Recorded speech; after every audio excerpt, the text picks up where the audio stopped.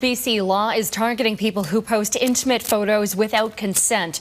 It would also make it easier for victims to sue for compensation. With more on this, we are joined by Tiana Sharifi, the founder of Sexual Exploitation Education. Thanks so much for joining us today. Thank you for having me again. Absolutely. So we wanted to get your reaction to this proposed legislation and your thoughts on how far it's going to go to combat sexual exploitation. I think this is excellent. We have made an act here that very much demonstrates to victims that we believe in you, we support you, we want to provide with you accessibility to really get change and retribution if something like this happens. I think that this very much communicates that we take violence like this seriously, and we understand that harm done even digitally is still a reality for people.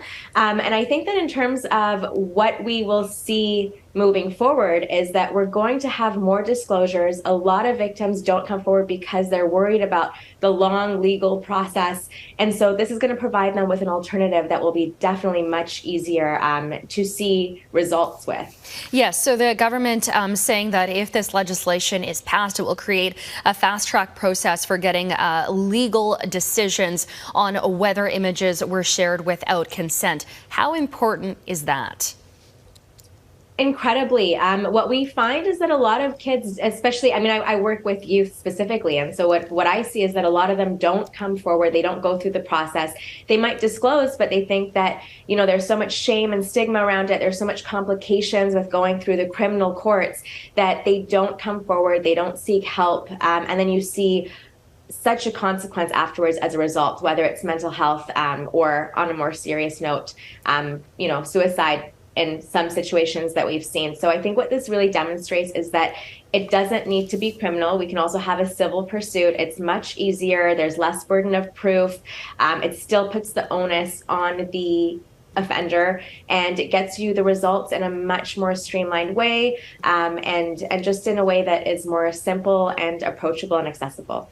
How far do you think it goes to deterring suspects in the first place, or people to exploit youth on the internet with these sexual images? I think in order to see that deterrence, we will have to see this act being used and in practice and successful.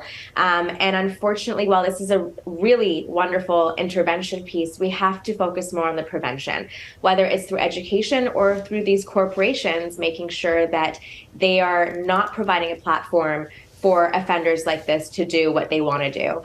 So I think that, in order to really see this issue shift and change, there needs to be more emphasis on prevention education, and then as well, corporations making sure that they are creating platforms that truly do keep people safe.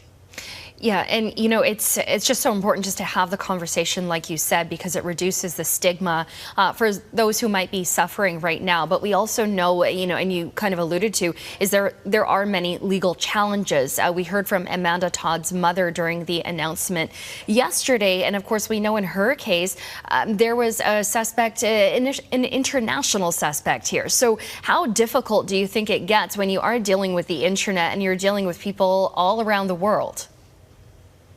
I think it gets difficult, especially when you're working on platforms that are international, and you have to get search warrants for that. You have to track the IP addresses.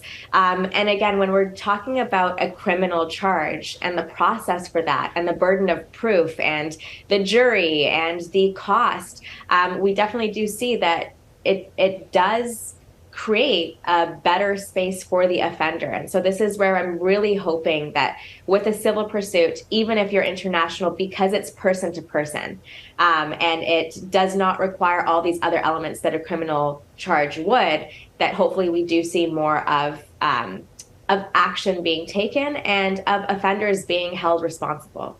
Well, let's hope that it does, lead to some prevention at the very least. Tiana, thank you very much for joining us today.